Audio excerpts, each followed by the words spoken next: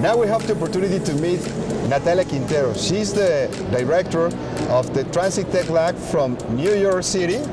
Thanks for accepting this interview. Of course, thanks for having me. Well, we're here in Smart Series for Latin America, and basically we just came from a presentation, and for me, well, first, I feel so proud that a Latin American female is the director of this area, and second, that is one of the cities that many people admire most because they have, many facilities that many cities are trying to copy.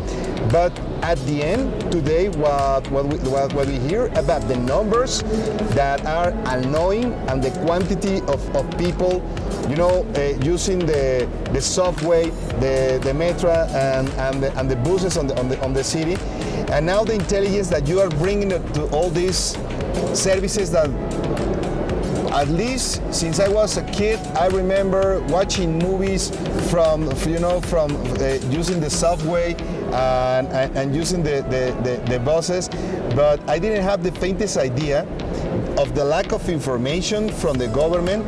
But now, with all the projects that you are bringing, if you please can describe us, what are you doing, and also why?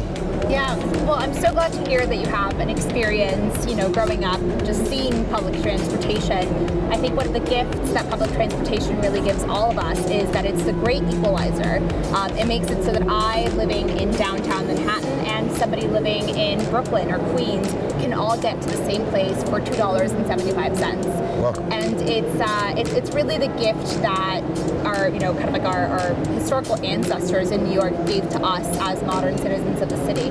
I think really the reason why we're doubling down on public transportation in New York City is because we know that it's critical to the ongoing economic development of the city, and it's fundamental to us being competitive at a global scale. Okay, let me ask you this question, because something that is amazing about New York is that the citizens use your services, and it is not a matter of social status or something like that. I mean, people from middle class, people from lower class, people from high class are using the transportation. No? Yeah. Very few people are using cars in New York. Why? You are very efficient, or how come that New York reached this goal that basically most of the citizens are using the transportation of the city? Yeah, well, what you say really reminds me of something that actually the mayor of my hometown city, Bogotá, Colombia, said, and it was that a wealthy city is not a city where every person has a car. It's a city where wealthy people take the trains and subways and buses as well. All right. And that really rings true in New York. So, I mean, I think the reason why the people, all kinds of people, take public transportation in New York is really fundamentally because it is the most efficient way to get around New York City. And the alternative is less fast, it's more expensive, and it makes less sense. And so if you want to, move 100 blocks from downtown Manhattan to uptown Manhattan, and you'd like to take a train, it can take as little as 15 minutes if you take an express train. If you get in a cab, it's going to cost you at least $30, $35 Wow. instead of $2.75. And it can take, depending on traffic, it can take 20 minutes, 45 minutes, an hour. You just don't know. And so trains really are competitive when it comes to public transportation. Well, it's a nonsense, no? It's a no-brainer. Of course, then everybody's going to use that public services. But one of the issues here, and I don't know how are you using technology and innovation regarding security, because for instance, in cities like Mexico City, obviously they spend also a lot of time in the traffic using the cars, but instead of using the public services, most of the people are not using that kind of services for lack of security on the services. How do you solve it with technology? Yeah, I mean, part of what technology can do is facilitate the communication communication between people and public services.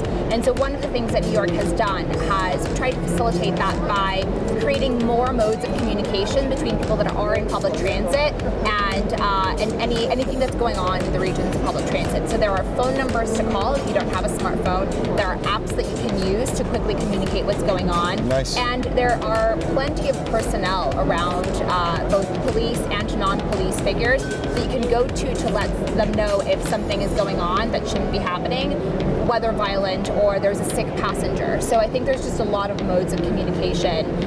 And there's an expectation from the consumer that if something is happening, it's up to you to raise your hand and say that it's your responsibility to make that plain and clear to the city. Wonderful, Natalia. Can you share with us, are you using artificial intelligence or machine learning on your area? Yeah, so we're using machine learning for a few of our projects. I'm happy to give one example if that's helpful.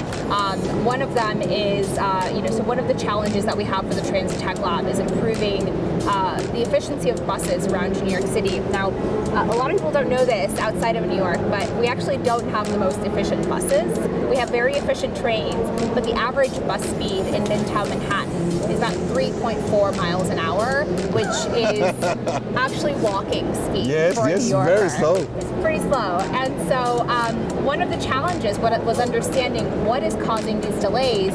So we used computer vision and machine learning from one of our companies to feed the video footage that we were getting from the buses. They're looking outside into the street, and the computer is now able to read what's going on and create policy recommendations based on the things that it's seeing, so that people at the MTA and at the Department of Transportation can have informed decisions as to how to improve the efficiency of buses across the city. And that's an example where we've been able to use machine learning and computer vision to address that.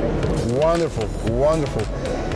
Well, what can I say? I feel so proud that Latin America is working in that position, and especially being a female. And my last question is, being a female, no, in that kind of positions, talking about United States, do you see a difference between to reach that kind of positions in Latin America or in the US? That's a great question. I mean, I think I've been really lucky to pretty much have, a higher education in the United States, and I am both a Colombian citizen by birth and an American citizen by naturalization.